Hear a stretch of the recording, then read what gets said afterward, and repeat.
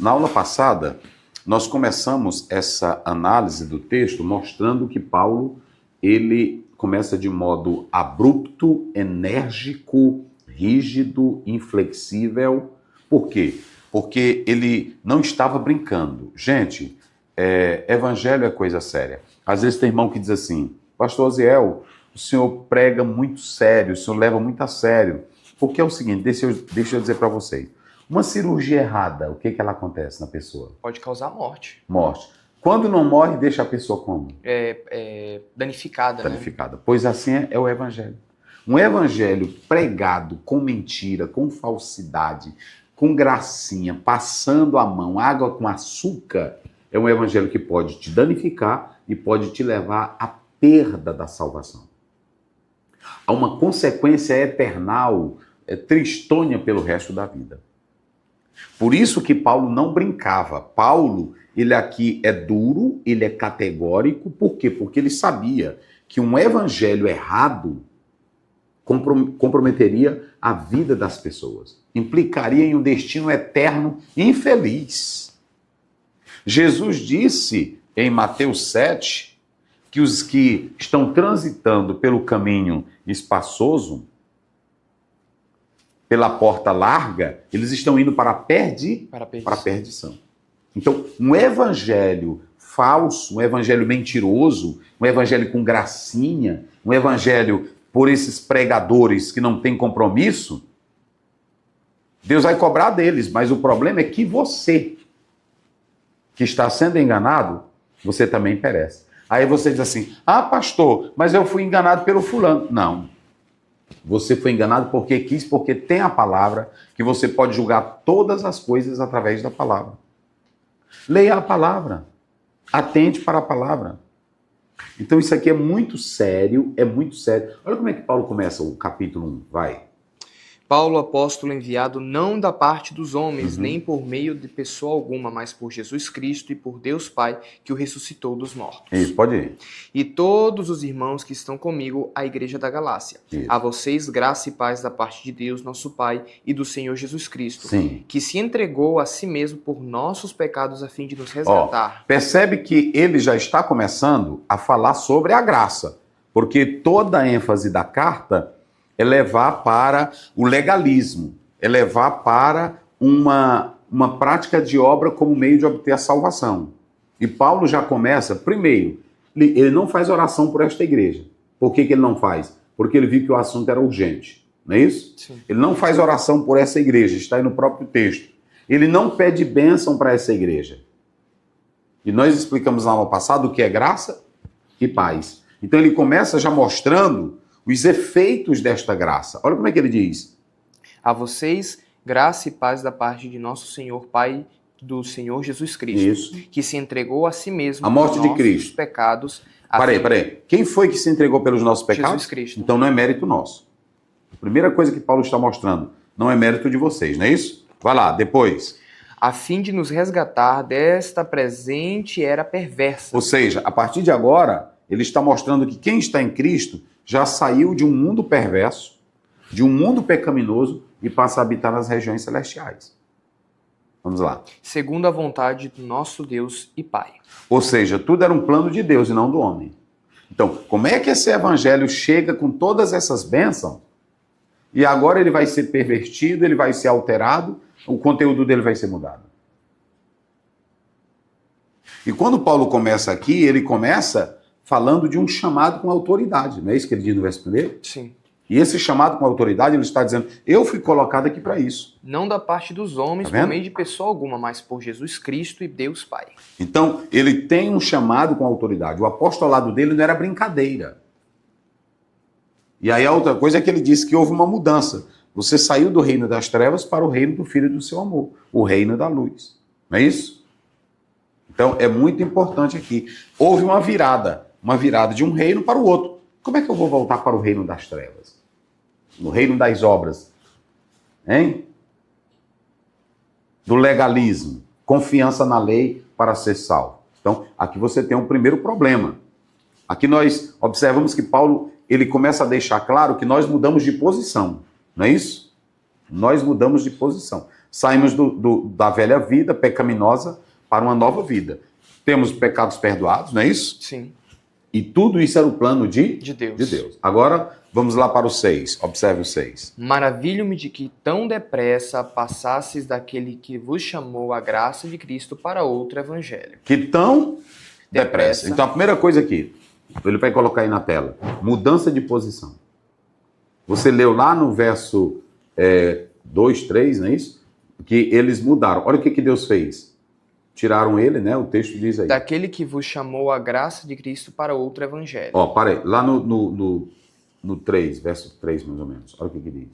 A vocês graça e paz da parte do nosso Senhor Pai e do Senhor Jesus Cristo, Isso. que se entregou a si mesmo por nossos pecados, a fim de nos resgatar. Ele perdoou os nossos pecados, nos resgatou do quê? Do presente século. Olha, do presente século. Ou seja, o Senhor nos tirou de uma posição horrível, pecaminosa, e nos colocou numa posição de salvação. Mas agora, isso aqui é mostrando aqui para a igreja, que esses irmãos aqui não eram novos convertidos. Eles não eram novos convertidos. A expressão tão depressa, ela é um aspecto emocional de Paulo, da admiração, porque esses cristãos conheciam a verdade. Esses cristãos sabiam da verdade. Esses cristãos experimentaram o poder perdoador de Jesus. Aí aqui alguém diz, o cristão pode cair da graça? É uma doutrina calvinista, dizendo que quem é salvo, uma vez salvo, salvo para sempre. Esses aqui conheceram a verdade. Paulo começa dizendo que eles foram perdoados, foram mudados, não é assim? Sim. Meu Deus do céu. Gente, vamos ler Bíblia. Mas não é só ler, é interpretar. Mas também não é só interpretar conforme o pacote da casa. É interpretar pelo contexto e o texto. Por isso que Paulo diz, eu estou admirado que vocês tão depressa. E o que Paulo está falando? Paulo viu que começou uma maré de ensinos errados, mas ele acreditava que, como estava iniciando, porque esse tão depressa é que Paulo tinha acabado de sair, tinha dado os ensinos, e vieram os mestres judaizantes, que estavam tentando tirar os crentes da verdade do evangelho. Aproveitaram que Paulo estava fora e colocaram o ensino deles lá dentro. Colocaram o ensino deles, as ideias. Aí quando Paulo soube, ele disse, eu estou admirado, eu acabei de sair daí. Não é assim? Rapaz, isso aqui é pesado, irmão. Rapaz. Ó, líder não segura crente na igreja. Bota pra cá, bota pra cá, bota pra cá, bota pra cá. Palavrinha gostosa de pastor não sustenta crente na igreja. Líder inteligente não sustenta crente na igreja. O trabalho do líder é ensinar. Ele tem que ter autoridade e consciência do seu chamado. Mas a decisão é sua. Por isso que Paulo disse, eu estou admirado que vocês, tão depressa, né? Como é diz aí no texto? Maravilho-me de que tão depressa passasseis daquele que vos chamou a graça de Cristo para outro evangelho. Eles já estavam sendo influenciados pelas falsas doutrinas. E aqui uma coisa que nós vamos analisar. Eles receberam a palavra, mas tudo indica aqui que eles não tinham raízes, né? Assim. Por quê? Porque eles não resistem nos falsos mestres. Eles não fazem resistência. Eles aceitam até de modo submisso, sem resistência. Por isso que Paulo diz, gente, o tanto que eu ensinei vocês, gente, o tanto que eu eduquei com a palavra, e agora vem um camarada aí com qualquer evangelhozinho e vocês não fazem resistência alguma. Eu acho que essa versão aqui está até melhor para Diga aí. explicar. Admiro-me de que vocês estejam abandonando tão rapidamente aquele que os chamou pela graça de Cristo para seguirem outro evangelho. Tão veloz, né, assim? Tão veloz para seguirem outro evangelho. Quando Paulo diz outro evangelho, ele está fazendo uma concessão aqui. Muito interessante aqui. Ele está fazendo isso. Porque essa concessão, nós podemos observar que não existe outro evangelho. Só existe um evangelho. Mas ele está usando essa palavra aqui só... Não, vou abrir uma brecha. Digamos que existe um outro evangelho. Porque Paulo sabia que não existe outro evangelho. Não existe outro evangelho. Só existe o verdadeiro evangelho. Ele estava fazendo ali um exercício de imaginação. Imaginemos que tenham outro. Imaginemos que tenha outro evangelho. Essa era a ideia de Paulo. Agora, tão depressa, não é que eles fossem novos convertidos. Tão depressa é que depois de Paulo está tão admirado, é porque o trabalho que ele fez, a dedicação, o zelo. Olha, às vezes tem crente que eu fico admirado. Você prega, ele está há 20 anos, de repente ele muda. Ele se altera. E aí é negócio sério, né? É negócio sério. Então ele faz essa concessão aqui a título de exemplificar. Mas não existe outro evangelho, só existe um único evangelho. Mas Paulo diz, eu estou admirado que tão depressa, não é isso? Estejais passando de um evangelho para... Os judaizantes, eles perverteram o evangelho, eles transformaram o que Paulo pregou em algo diferente. Eu vou dar um exemplo aqui. Era muito fácil para esses mestres enganarem, porque os judaizantes chegavam e diziam, olha, a gente é crente desde a infância, vocês aceitaram Jesus agora.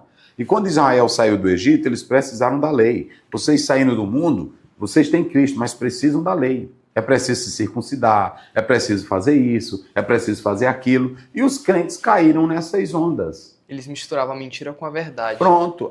Por isso que nós falamos aqui que o falso pastor, o falso doutor é mais perigoso do que um ateu.